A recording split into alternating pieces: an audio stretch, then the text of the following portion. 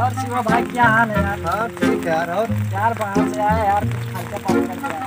क्या खाएंगे? कुछ भी खिला दे। तू खाएगा?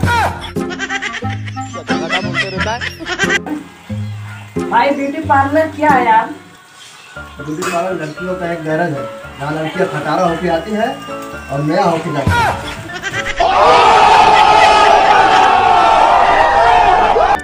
रुको जरा, सबर करो। सुंदर हूँ मैं क्या करूँ? गाड़ मरवा ले, मरवा ले, अरे मरवा ले।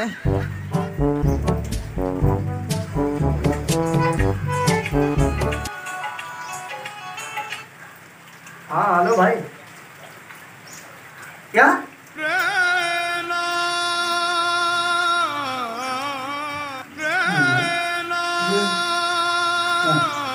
क्या हुआ भाई? खत्म हो गया। कौन? कौन? वो खत्म हो गया भाई।